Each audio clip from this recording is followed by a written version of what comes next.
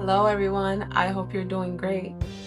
This one is going to be for all the ladies.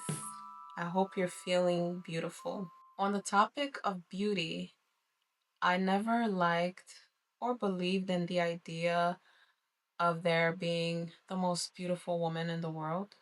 We've spent decades arguing over who's the most beautiful, but no one asks who profits the most from the argument.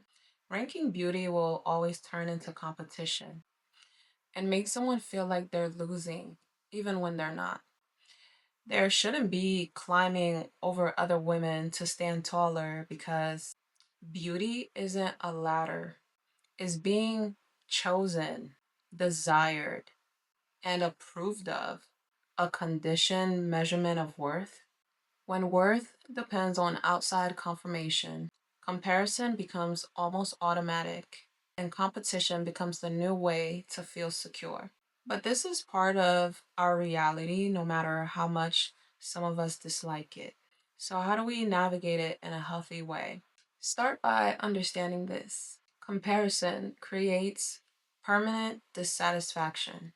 Just imagine if beauty had no ranking, there would be no fix. But insecurity sells products better than confidence ever could.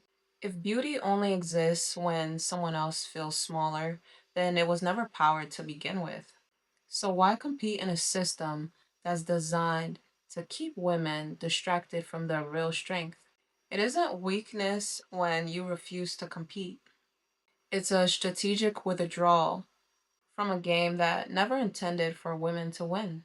A game that wants women to stay busy, proving they deserve space. So, what does your real strength look like? Real strength doesn't announce itself by comparison. It shows up when a woman no longer needs permission, ranking, or approval to take up room. When you see another beautiful woman, it's proof that beauty multiplies and it isn't a limited resource. One beautiful sunset doesn't cancel the next one. Different people on different days will always show up to appreciate its beauty. Elevate yourself to the point where someone being beautiful can never take anything from you because that's when you become controllable. I feel bad about the inadvertent negative encounters I've had with women on behalf of beauty. The dirty looks, unfair treatment, the rumors, and intentional embarrassment, but mostly the assumed privilege they think I receive. I feel bad that the whole time they couldn't see that I was admiring their beauty as well. They got wrapped up in competition that they couldn't see their own beauty. It was forgotten that beauty appears when inner signals align outward.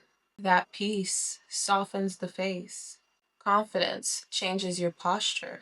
And the sweetness of joy alters your energy. When someone stops performing and starts to inhabit who they are, beauty stabilizes. But there are different types of beauty. There's marketed beauty that changes every season. It's the viral trends that expire every 3 to 6 months. It's about staying adjustable. Then there's real beauty, the smile lines that show when someone laughs often, a face that changes with emotion instead of freezing it, the beauty in scars, texture, asymmetry, and history that add depth because they tell the truth. The overall difference is one asks, are you keeping up? And the other asks, who are you becoming? Choose to show up in ways that make you feel beautiful. It can be embracing your natural beauty, letting yourself exist without constant correction. When you show up naturally, you send a quiet message to yourself that you're allowed to exist without editing. And that permission is felt by you and everyone in the rooms you walk in. On the other hand, if you wear makeup, then continue to do it if it's something you truly enjoy.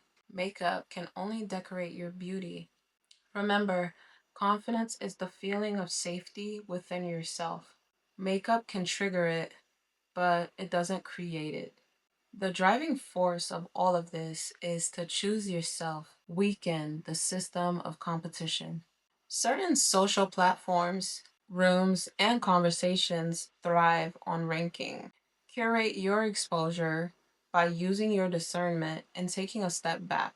You can simply and quietly stop participating in conversations and behaviors that rank women.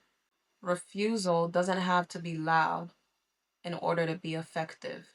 You'll know you found the right spaces when no one is ranking, testing, or posturing. Healthy people don't compete with peace. Develop pride in your skills, values, creativity, competence, and depth. Beauty becomes lighter when it's not carrying your entire sense of worth. Remember that comparison can't knock you over if your identity has multiple pillars. The moment you stop using beauty to negotiate your worth, the competition ends. No, I'm not saying it's your fault. You can be taking these great actions and competition still follows you. Just be aware of when you're trying to correct the narrative. The offensiveness reactivates the game, but silence, consistency, and alignment dismantles it faster than over explanations ever could. When you know your intentions, outside projections lose their power. Clarity makes the noise irrelevant. Not everyone is meant to understand you. Being misread is often the cost of growth.